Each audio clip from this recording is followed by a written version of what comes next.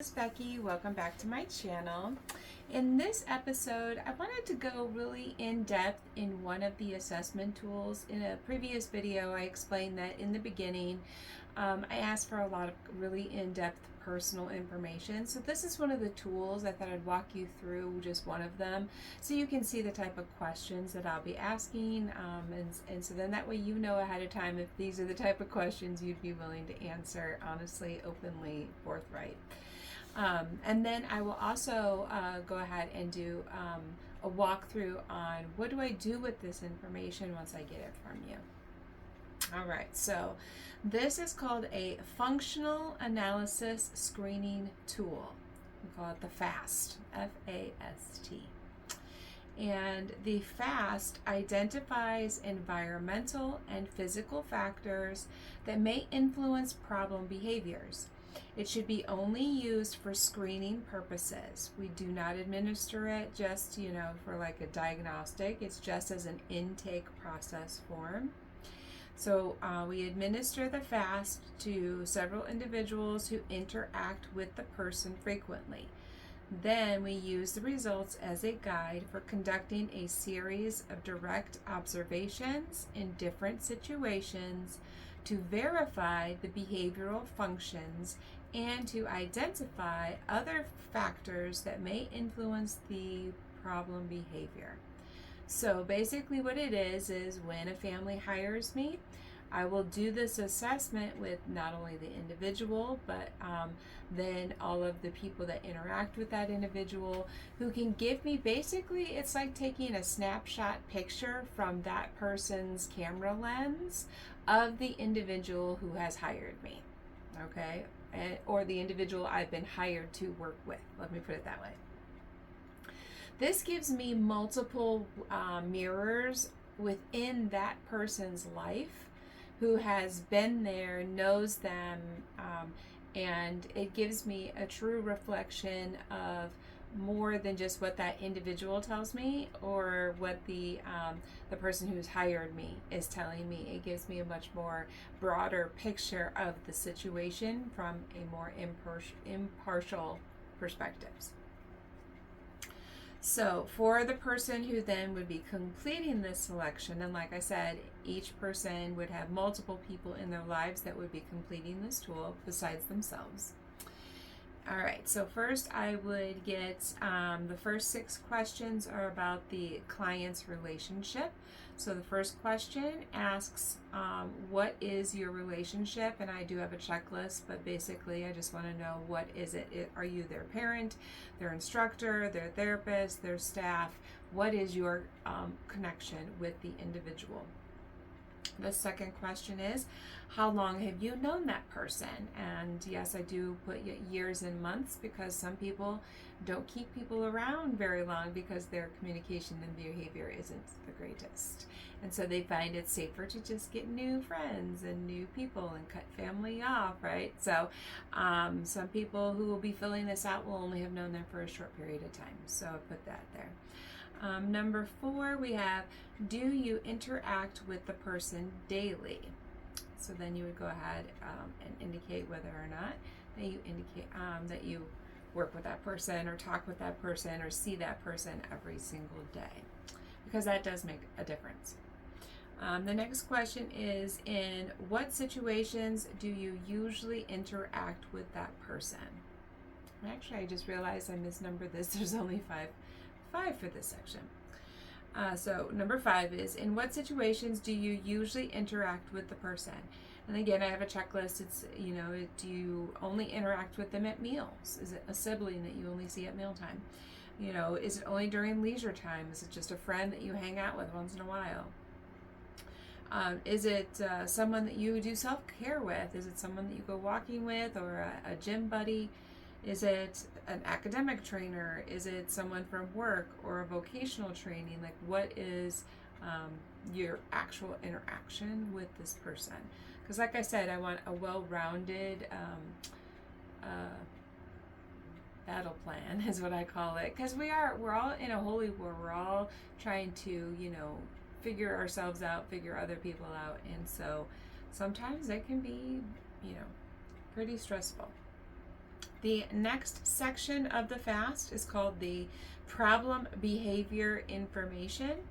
And so this section we will decide what exactly are the problem behaviors, and my checklist includes aggression, self-injury, stereotypical type behaviors based on, certain characteristics, whether it be a family dynamic, our bloodline does this and so we see that, or they have this diagnosis and so we see this behavior.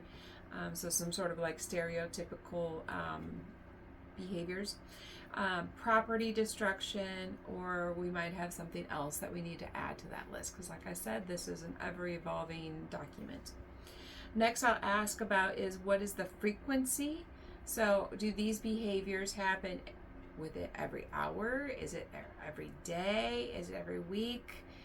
I will want to know. So journaling would be a great way to help me to be able to help you.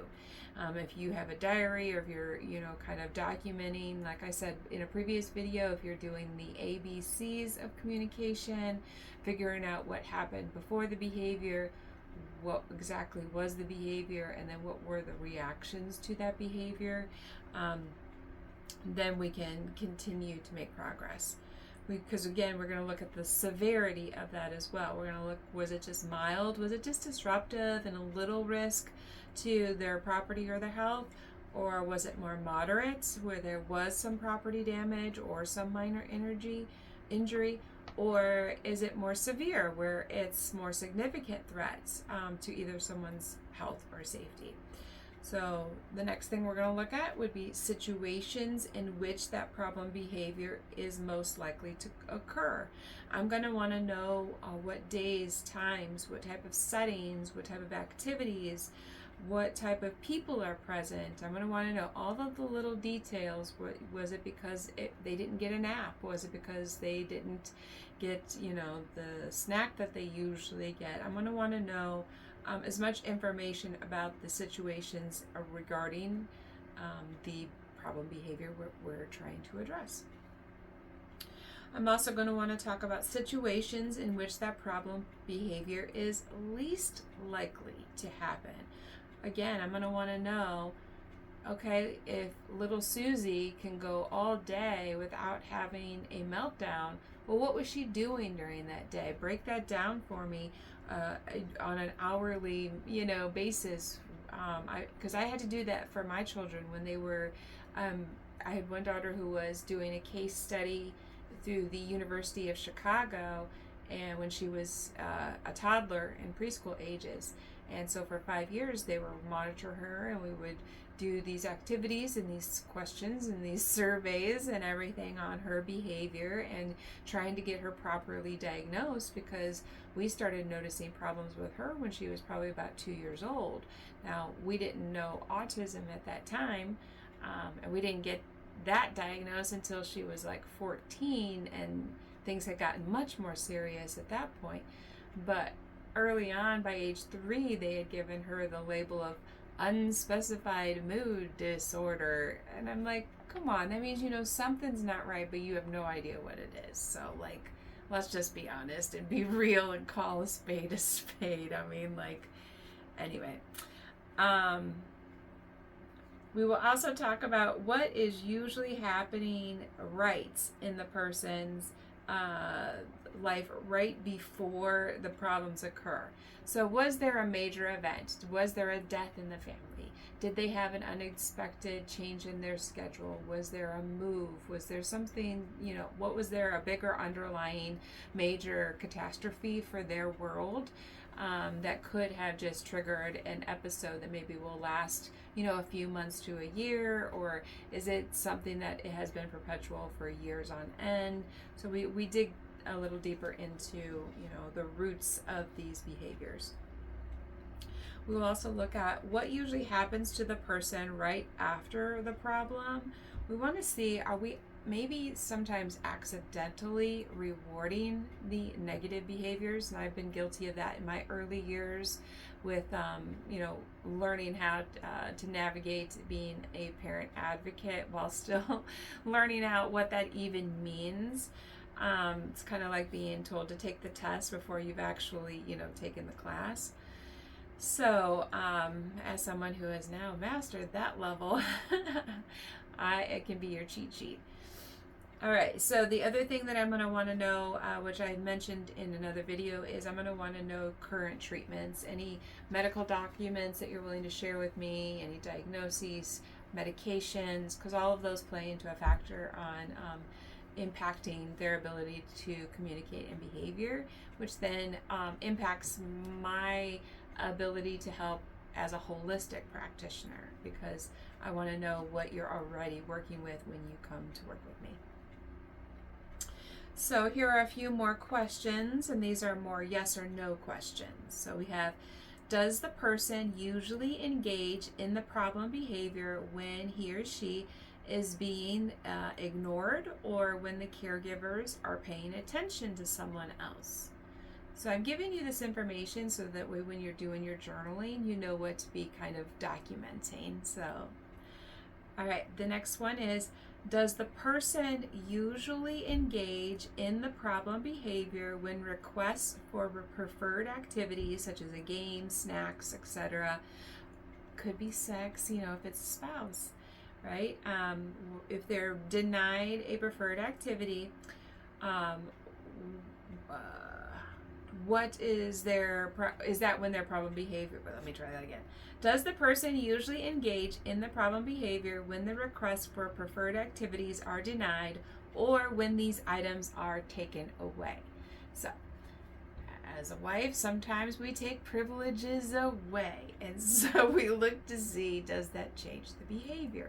I'm not saying that's the right thing to do, ladies, but we're just speaking real talk, and the men already know it's happening, so it's not a secret. All right, so the next question that I'm going to ask is, when the problem behavior occurs, do you or the other caregivers or the other people around usually try to calm that person down, or do you try to engage with the person in a preferred activity? So do you ignore and see if that just distinguishes the undesired behavior, or do you try to switch gears for them and get their train going on a different track? Is the person usually well behaved when he or she is getting lots of attention, or when preferred items or activities are freely available?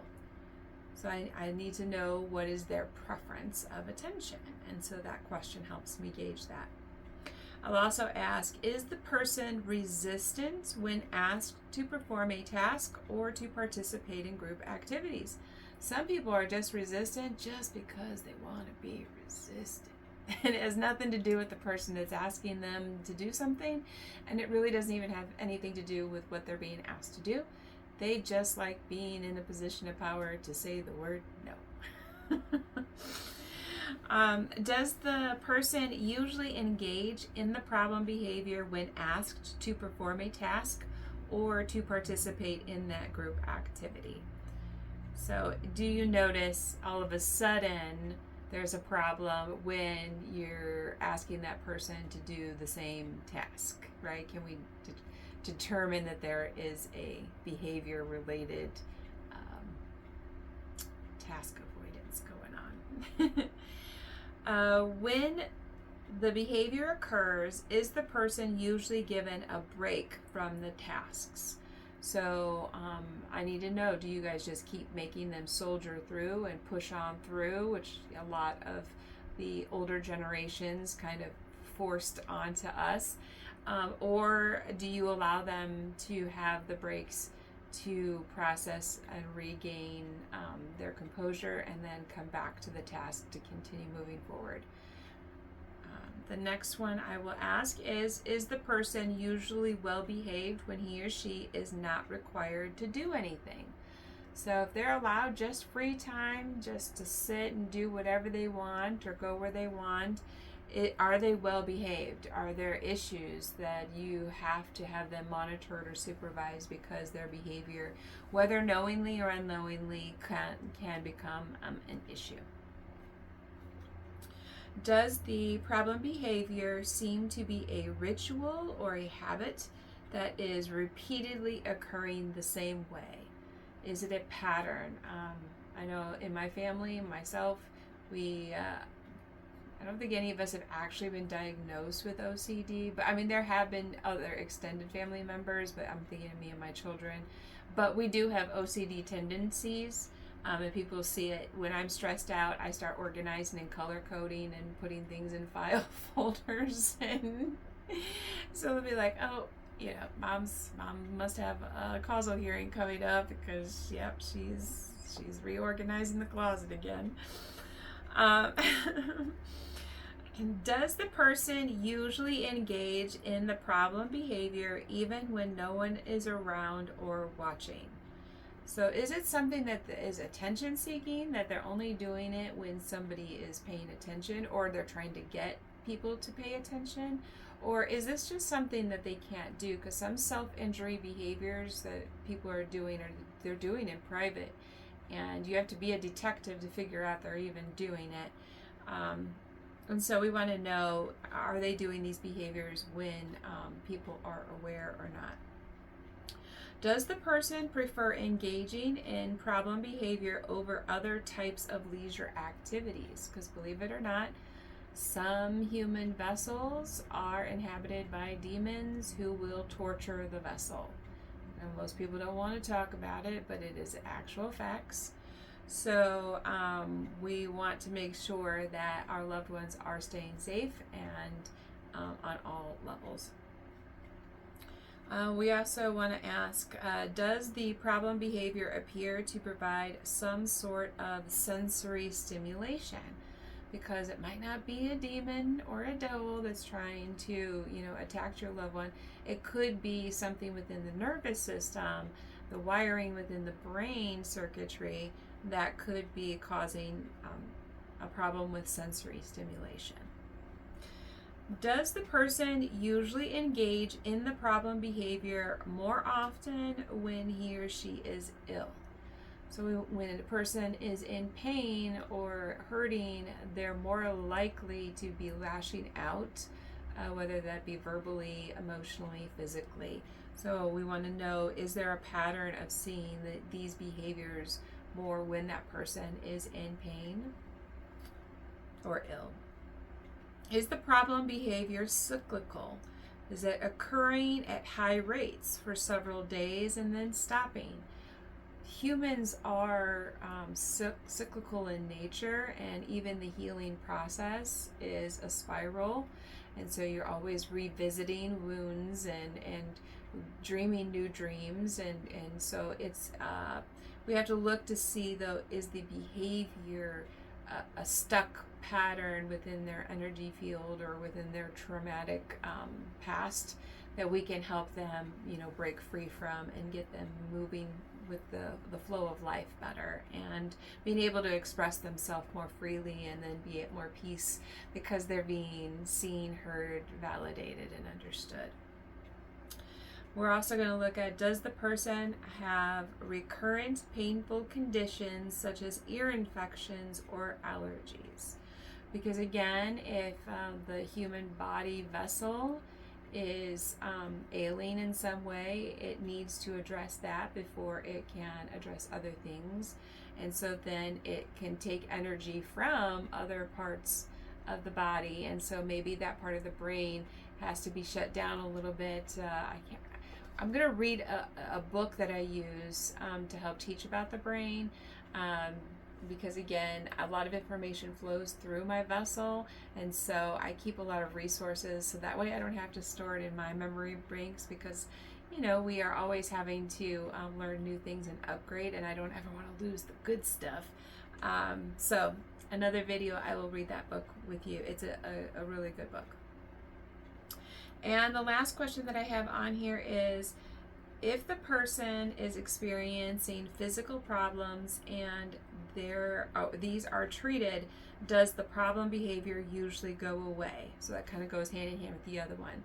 If you're noticing that those behaviors happen when the person is ill or in pain, when it is relieved, then do those behaviors go away?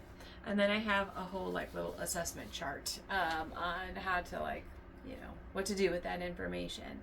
And basically what I do, just a big gist of it, is what I create a hypothesis statement about the problem behavior pathway. So I look at what was the setting event, I look at the triggering events. So I take the background story, I look at the current situation that triggered, and then I look at what was the reaction, the behavior that we're trying to address and change and replace. And then we look at what are the maintaining consequences, what responses need to happen from which people in that person's life consistently in order to get that behavior to change. Because you have to think of each person in the unit, whether it's family, work, whatever, that close unit, that family, that team, you're the fence that is protecting what you are working on, right? What you're building together. You're creating that fence, and so the devil is going to send different obstacles and different ops, at you to check for the weak link in your fence. So the people that you have in your inner circle, you all need to stay strong. You can't rely on one person to be strong for everybody, because that person's going to eventually burn out. So what we then do is we look at that sequence and we determine what the strengths are for each of the individuals within that team, that family, that unit. We look at the skills that each person has, and we kind of reconfigure your little army pack, your little wolf pack, and reconfigure how you've got it set up in order for you to take your target, look at your conditions, and then you create your criterion. Okay, so I have a template here. It says, when given blank, the person, whoever that is, will blank correctly for blank out of blank attempts for blank out of blank times. Now, let me add that in a little context. So I'm going to say, when given a homework assignment, my daughter will complete correctly for 3 out of 4 attempts out of 4 out of 5 days. See how specific that breaks down the task of what the behavior is. I want her doing her homework. I want her doing it more frequently. Then I give exactly how frequent I want her to do it. And so I teach you how to do that when you decide to hire me for some extra help. Another template I have here is, when given blank, the person will blank with less than blank errors for blank out of blank attempts. And then a third one is, when faced with blank, the person will refrain from blank, and that usually is a specific negative behavior, biting, kicking, whatever it may be, in blank out of blank observed situations. So those are 3 templates that I use. Like I said, I've been doing this for over 30 years, so I have a lot of other ones that I use, but I thought I'd give you a couple examples because, like I said, any practitioner, any doctor, any teacher, any therapist would love to have the information that I just explained to you, that I would be looking for if you want to work with me. So I hope that you go ahead and like this video, go ahead and subscribe and share it, so that way we can get the content out and more people can hear the message. I look forward to talking with you in my next video. I hope you have a great day.